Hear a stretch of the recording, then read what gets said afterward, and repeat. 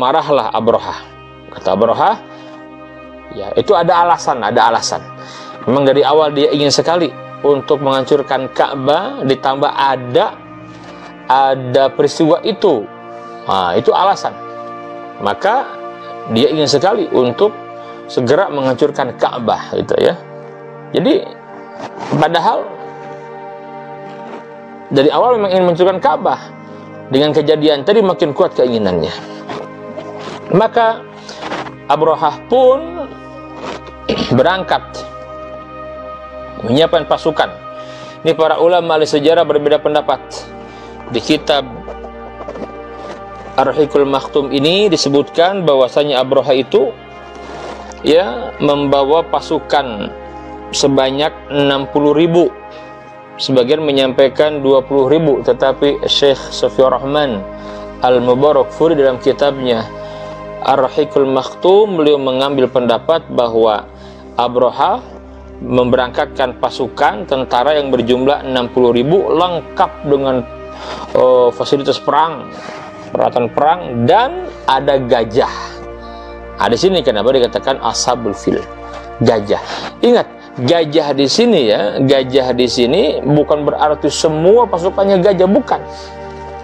Makanya pasukan bergajah. Jadi ada pasukan yang menggunakan gajah. Para ulama ahli sejarah menyebutkan itu tidak banyak gajahnya, hanya sekitar 13 gajah. Jadi bukan semua bawa gajah, bukan. Yang lain biasa bawa kendaraan, bawa hewan untuk berperang, kuda. Hanya Abrahah sendiri naik gajah yang besar yang diberi nama Mahmud. Ini nama gajahnya. Ini tidak banyak. Ya, tidak banyak, hanya 13. Kebayang coba kalau misalkan gajahnya itu jumlahnya 60.000, kebayang tidak? Setiap pasukan bawa gajah. Jadi mustahil itu ya. Jadi hanya beberapa puluh gajah saja. Nah, ulama ahli sejarah menyebutkan itu gajah itu jumlahnya sekitar 13 gajah ya. Maka disebut pasukan bergajah. Loh, kenapa? Ini pasukan ini ketika mereka bergerak menuju Jazirah Arab, kaget sekali orang-orang Arab itu. Kenapa? Karena mereka belum pernah bertemu dengan gajah. Nah, gajah itu kan nggak mungkin hidup di padang pasir. Boleh jadi gajah yang ada di Yaman itu oleh Abrahah dia dikirim oleh An-Najasyi dari Afrika. Kan Afrika itu banyak hutannya, jadi banyak gajah seperti itu. Ya. Maka disiapkan pasukan sebanyak 60.000, sebagian menyampaikan sebanyak 20.000. Syekh Sofiyur Rahman Al-Mubarakfuri rahimahullah dalam kitabnya yang kita kaji ini, Ar-Rahiqul Makhtum, beliau menyampaikan jumlah pasukannya 60.000. Mereka berangkat. Ya, mereka berangkat. Nah, ketika sampai di sebuah tempat yang dikenal Al-Maghamis, sebuah tempat atau Al-Maghmas. Ya, ini tempat kalau sekarang jaraknya ini sebelah timur Haram, Mekah. Ya. Ini Al-Maghmas, sekitar 20 km dari kota Mekah. Ini jaraknya sekarang. Sampai ke daerah Yaman kan, daerah Yaman. Sampai di sana, maka di tempat ini mereka berhenti, membuat tenda-tenda. Dan Abrahah yang congkak, yang pragmatis, yang culas ini kan suka ada ya politikus yang begitu ya, politikus yang culas, yang pragmatis, yang licik itu ada kan. Nah, inilah gambaran Abrahah seperti dia itu tipe orang yang menghalalkan segala cara lah untuk mendapatkan kedudukan. Nah, orangnya ambisius begitu. Nah, maka dia bertanya, mencari informasi, siapa orang yang paling berpengaruh di Mekah? Karena Mekah ini kan terkenal tempat di mana orang-orang Arab dari semua penjuru Arab datang ke Mekah untuk beribadah haji atau umroh. Dicari informasi. Akhirnya apa? Akhirnya beliau dapat informasi bahwa orang yang paling berpengaruh di Mekah itu adalah Abdul Muthalib namanya. Nah, ketika itu Abdul Muthalib sedang berada yang tidak jauh dari sana. Dia punya 200 ekor unta. Dia punya unta 200 gitu. Unta yang dikembalakan. Nah, setelah Abrahah mendapatkan kabar bahwasannya orang yang berpengaruh di Mekah itu namanya Abdul Muthalib, ini kakek Rasulullah ya. Dia gubernur Mekah lah, raja Mekah gitu. Abdul Muthalib sebagaimana sudah disampaikan pertemuan yang sebelumnya ya, bahwa nasab Nabi itu dari Bani Hashim ya, Al-Hashimiyah, Bani Hashim. Itu Hashim itu nama aslinya Amr. Dia punya anak Syaibatul Ham yang kemudian dikenal dengan Abdul Muthalib. Nah, ini kakeknya Nabi. Nah, Abdul Muthalib ini seorang yang berpengaruh di Mekah, hanya punya karya besar, menemukan Zam-Zam, dan dia memang menjadi gubernur Mekah menggantikan ayahnya. Abrahah dengan congkak dan sombongnya, dia kemudian mengambil 200 unta milik Abdul Muthalib, ditahan. Jadi dari awal ya, dari ketika Abrahah berangkat dari Yaman itu, kan dari Yaman itu kan sebelah selatannya Mekah ya, itu Yaman. Kalau Syam sebelah utara Mekah, ini selatannya Mekah. Bergerak menuju ke Mekah, gak ada yang berani menghadang pasukan Abrahah. Bayangkan 60.000 lengkap dengan peralatan perang yang waktu itu Romawi dikenal kan, dia mengalahkan Persia gitu loh ya. Termasuk Abrahah kan ikut berperang bersama Aryat yang dia bunuh, Aryat yang dia melawan pasukan Persia, penguasa bumi, kalah. Coba kalau sekarang bagaimana kira-kira berita saudaraku? Pasukan hebat yang memenangkan perang melawan superpower misalkan. Katakanlah sekarang misalkan Cina melawan Amerika gitu kan. Nah, menang Cina, itu luar biasa kan? Viral beritanya, pasti viral beritanya kan, akan viral begitu. Nah, baik, maka ditahanlah 200 unta itu. Kemudian kata Abrahah, panggil pemilik unta ini, Abdul Muthalib, suruh datang kemari. Akhirnya disampaikan kepada Abdul Muthalib, maka Abdul Muthalib pun berangkat untuk menemui Abrahah. Di benak Abrahah, yang akan datang ini Raja Mekah, gubernur Mekah lah, orang yang dituakan di Mekah, tokohnya. Kalau sekarang mungkin bahasanya, ini ada orang yang akan datang, tamu yang hebat, maka diadakan penyambutan, ya, disambut dengan megah sekali. Datanglah Abdul Muthalib. Abdul Muthalib ini seorang yang berpenampilan, punya karismatik, berwibawa gitu. Orang jadi kalau pertama kali bertemu dengan Abdul Muthalib ini, orang itu punya wibawa, punya karismatik. Nah, maka Abrahah paham siapa yang dihadapinya, maka dia tidak berani duduk di singgasananya. Dia pun ya nggak enak lah kalau bicara agak ada jarak gitu kan dengan tamu penting. Maka Abrahah pun akhirnya turun dari singgasananya, biar enak gitu penghormatan. Setelah ketemu, maka Abrahah menyampaikan beberapa kalimat. Dia menyampaikan, wahai Abdul Muthalib, katanya, kami ini datang baik-baik, jadi tolong sampaikan kepada kaum kamu, masyarakat Mekah itu, agar mereka segera menyingkir ke bukit-bukit, karena kami akan menghancurkan Ka'bah. Kalau kalian, kamu dan masyarakat ingin selamat, jangan halangi kami ya. Kami akan menghancurkan Ka'bah. Ini kalimat siapa? Kalimat Abrahah. Abdul Muthalib tatkala mendengar ini, Dia nyantai saja, kata Abdul Muttalib kalimatnya. Ya silakan saja. Tetapi tolong kembalikan 200 ekor unta milik aku. Dan kamu kan ingin menghancurkan Ka'bah, silahkan. Tetapi tolong kembalikan dulu 200 unta yang kamu tahan itu unta milikku itu.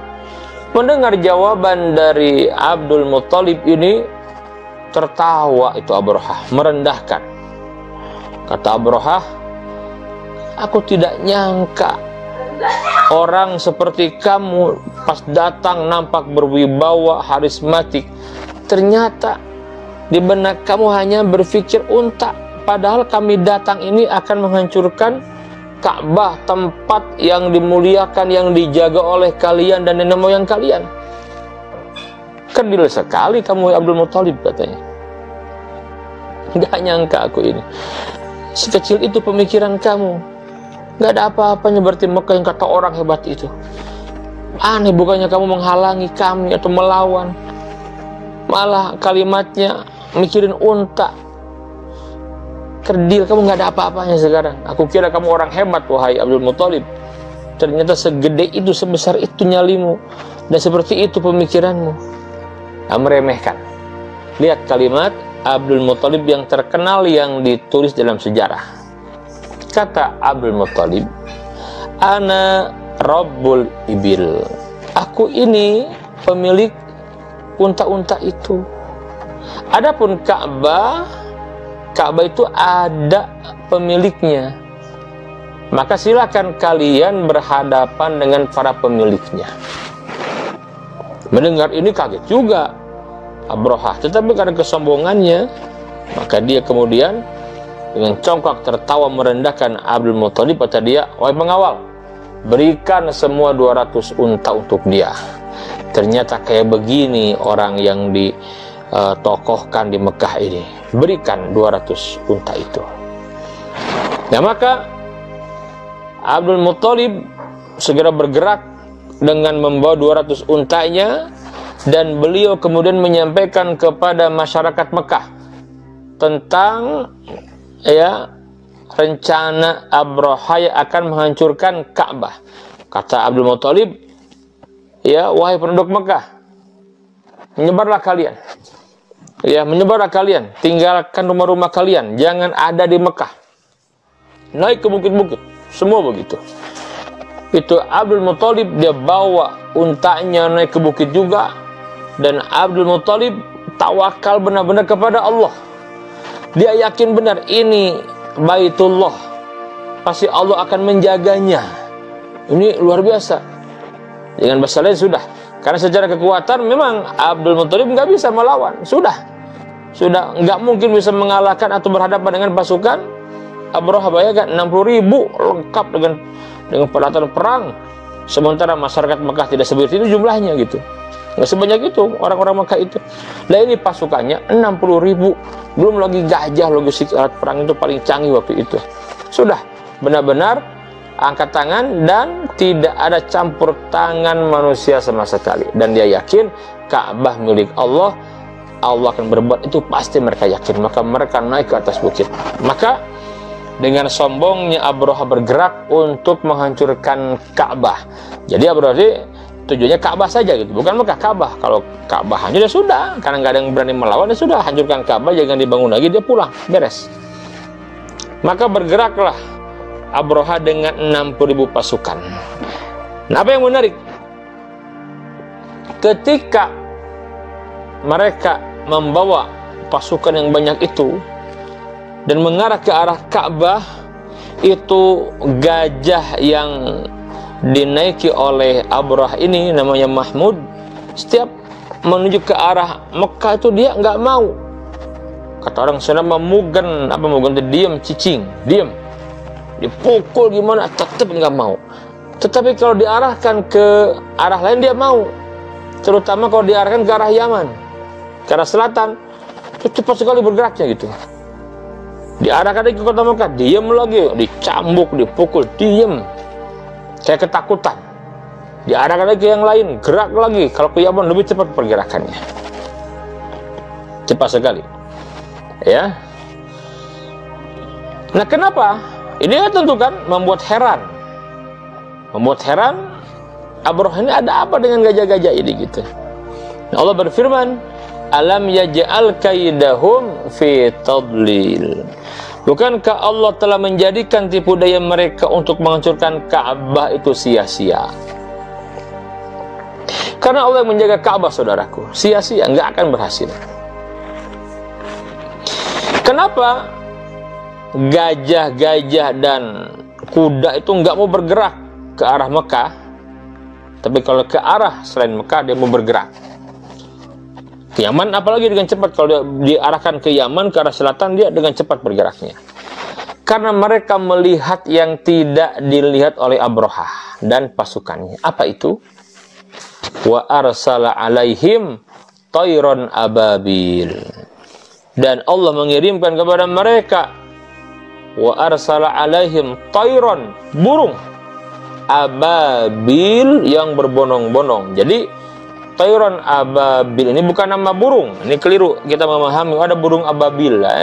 Itu bukan nama burung. Seperti burung perkutut, apalagi burung gagak, burung beo. Nah, bukan burung ababil. Jadi ini burung ababil, itu sifat kedatangan burung itu yang berkelompok, bergerombolan, penuh itu langit. Ya, yang disebutkan oleh para ulama dan sejarah, ya, Al-Imam Ibnu Hajar Al-Asqalani rahimahullah dalam kitab Fathul Bari mengomentari bahwa burung ini warnanya hijau, ya, bergerombolan. Jadi wa arsala alaihim tayron ababil, dan Allah mengirimkan kepada mereka burung yang warnanya hijau. Yang ini bukan burung biasa gitu loh, kan burung biasa, ya, tarmihim bihijaratin min sijil, yang melempari mereka dengan batu yang berasal dari tanah yang terbakar. Kata para ulama, jadi burung ini bawa 3 batu, setiap satu burung bawa 3 batu. Jadi hijaratin min sijil itu apa? Jadi batu yang berasal dari tanah liat yang dibakar. Jadi 2 kakinya nih mencengkram 2 dan di paruhnya 1. Jadi setiap burung bawa 3 batu, ya, hijarah min sijil, seperti itu. Nah, jadi kenapa gajah-gajah ini tidak mau bergerak? Karena gajah ini melihat yang tidak dilihat oleh pasukan Abrahah, termasuk Abrahah. Kenapa? Karena yang namanya binatang itu kan sangat tajam sekali penciumannya kan, daya lihatnya, termasuk gajah. Jadi gajah itu melihat dari kejauhan, dari arah laut. Itu burung datang, dan bukan burung yang biasa. Ini bukan burung yang biasa gitu. Ini kan kalau burung bawa batu 3 di paruh 1, di cengkraman kakinya 2, dari mana batu itu dipanaskannya gitu kan. Nah, ini jadi gajah tahu ini bukan burung yang biasa, maka dia ketakutan. Gajah itu dia melihat yang memang Abrahah belum melihatnya, karena manusia terbatas, tapi binatang sangat tajam penciumannya, penglihatannya, kan binatang begitu. Karena Mekah waktu itu berada di dekat laut kan. Mekah dekat ya, kayak sekarang juga sama kan, ada Jeddah. Nah, dulu orang ibadah haji itu kan naik kapal laut dan berlabuh di Jeddah ya. Nah, dulu juga Mekah punya pelabuhan yang bernama Syuaibah. Ini yang jaraknya kurang lebih 80 km dekat.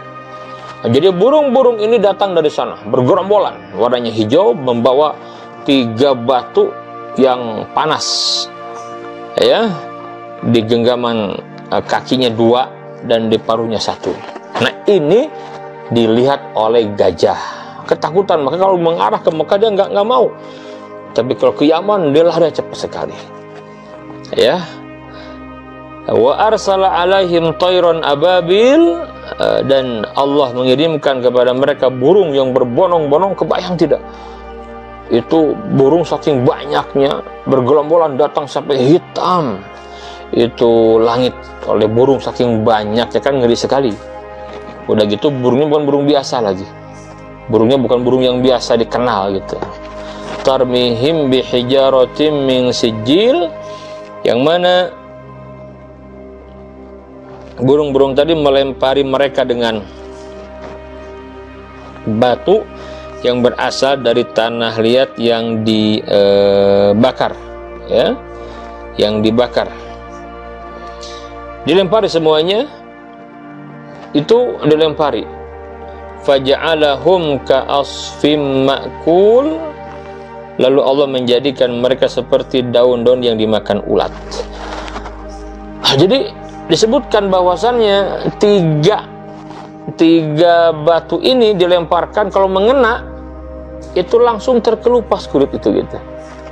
Kalau terkena batu tadi itu langsung terkelupas. Nggak cuma itu, dan dia langsung menyebar, asal kena batu nempel ke orang, kena lagi begitu. Wah, ini luar biasa ini. Nah, pasukan Abrahah sampai binasa 60.000, bayangkan. Itu bukan hanya kena oleh batu-batu tadi saja, tidak, tetapi mereka panik, mereka takut, kudanya takut, jadi pada meringkik, juga gajah juga takut, sehingga ada orang yang jatuh tergilas. Wah, kacau lah, kacau ya. Di langit kumpulan burung tayron ababil yang menghujani mereka dengan tarmihim bihijaratin min sijil, luar biasa. Dan burung itu mengeluarkan suara yang mengerikan sekali gitu. Kebayang ya, langit itu penuh dengan burung yang bukan burung yang biasa mereka kenal, melempari dengan batu yang panas, setiap kena melepuh, keluar penyakit dan menyebar. Ngeri sekali. Bahkan Abrahah pun juga terkena. Hanya Allah hendak menghinakan Abrahah. Dia tidak langsung mati. Itu si Abrahah sempat lari ke Yaman.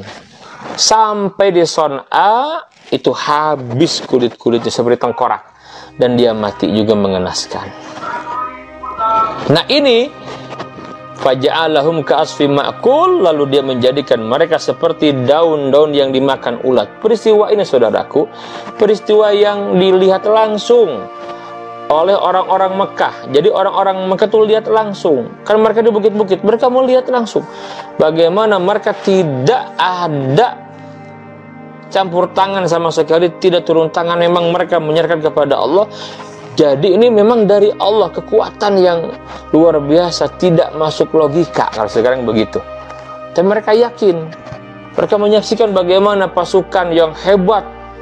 Kalau sekarang nih, misalkan sebuah negara yang menyampaikan tidak ada yang bisa mengalahkan kekuatan militer kita, gitu kan? Kayak begitulah, itulah sombongnya si Abrahah. Tidak ada yang bisa mengalahkan militer kita. Ini sudah dia menang dari Persia. Jadi ditakuti benar karena dia punya sekutunya Romawi. Romawi ini kan juga super power, kekuatan dunia waktu itu. Sombong, congkak si Abrahah ini. Tiba-tiba pasukan yang hebat ini semuanya binasa, dan binasanya oleh sesuatu yang di luar nalar, di luar akal manusia lah gitu. Pasti akan heboh, betul tidak? Kalau sekarang mungkin ini akan viral berita seperti ini. Ya sekarang meminjamnya sekarang itu akan viral, mungkin menjadi headline news di mana-mana, itu kan viral di sosial media, ya, dikenal gitu. Kenapa? Ini pasukan hebat, kok mengenaskan binasanya gitu. Ya, binasanya itu oleh sesuatu yang memang tidak masuk akal. Ya, nah, orang-orang Mekah menyaksikan, orang-orang Mekah melihat itu. Dan nanti, ini kan kejadian ini tidak lama. Kejadian ini dihancurkannya pasukan Abrahah itu 50 hari menjelang lahirnya Nabi, saudaraku. Nah, jadi artinya apa? Ketika Nabi nanti mendapatkan wahyu kemudian hari, ya, ketika Nabi mendapatkan wahyu di umur 40 tahun, kan masih ada saksi sejarah lah, orang-orang tokoh-tokoh Mekah yang mereka menyaksikan, ya mungkin dulu masih remaja gitu, menyaksikan bagaimana ya pasukan Abraha dibinasakan oleh Allah dengan dikirimnya burung. Mereka melihat itu. Jadi ketika Nabi nanti mendakwakan Islam di umur 40 tahun, itu masih ada saksi sejarah yang melihat langsung peristiwa itu. Tatkala turun ayat ini, maka seakan-akan Allah Ta'ala menegaskan, tatkala turun surat ini kepada Nabi yang mulia di Mekah, "Hai Muhammad, sampaikan kepada mereka, tidakkah kamu memperhatikan alam taro? Tidakkah kamu perhatikan kaifa fa'ala rabbuka, bagaimana Tuhanmu telah bertindak bi ashabil fil, terhadap tentara bergajah?" Yang mana? Yang kejadiannya sekitar 40 tahun yang kebelakang itu, gitu loh. Ya. Kan mereka menyaksikan, melihat langsung. Alam yaj'al kaidahum fi tadlil. Bukankah Allah telah menjadikan tipu daya mereka untuk menghancurkan Ka'bah itu sia-sia? Wa arsala alaihim tayran ababil. Dan Allah mengirimkan kepada mereka burung yang berbondong-bondong. Datangnya itu tarmihim bihijaratin min sijil, yang melempari mereka dengan batu yang berasal dari tanah yang terbakar. Faja'alahum ka'asfim ma'kul. Lalu Allah menjadikan mereka seperti daun-daun yang dimakan ulat. Artinya apa? Ya, tanyakan kepada mereka. Ya, bukankah kamu memperhatikan, gitulah. Kenapa? Karena nanti tatkala Nabi dakwah di Mekah, Nabi mendapatkan penolakan yang luar biasa, gitulah. Maka diingatkan oleh Allah Subhanahu wa Ta'ala bahwa Muhammad ini benar-benar nabi dan utusanku, kata Allah.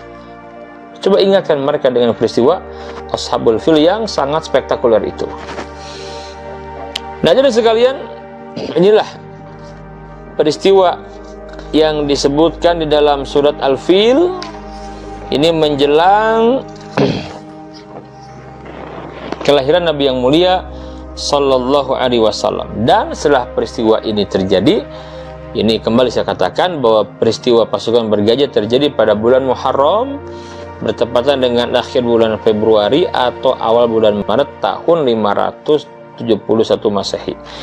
Jadi sekitar 50 hari atau 55 hari sebelum kelahiran Nabi yang mulia Sallallahu Alaihi Wasallam. Jadi ini cara Allah untuk mengenalkan kota Mekah agar Mekah menjadi terkenal, kan begitu. Bayangkan, itu Mekah itu kan terkenal. Kenapa? Karena tadi ada kekuatan besar dunia Romawi yang di wilayah Timur Tengah, di Yaman ini, wakilnya dari Habasyah, sekutunya, di mana dia punya jenderal Abrahah. Ya, Abrahah yang ingin menghancurkan Ka'bah dibinasakan dengan cara mengenaskan, dengan cara yang tidak logis lah, seperti itu. Nah, kan otomatis dong Mekah terangkat dan terkenal. Kenapa? Karena nanti ya Nabi akhir zaman diutus di Mekah. Nah, ini juga menjadi jawaban bagi orang-orang yang bertanya, kenapa ya?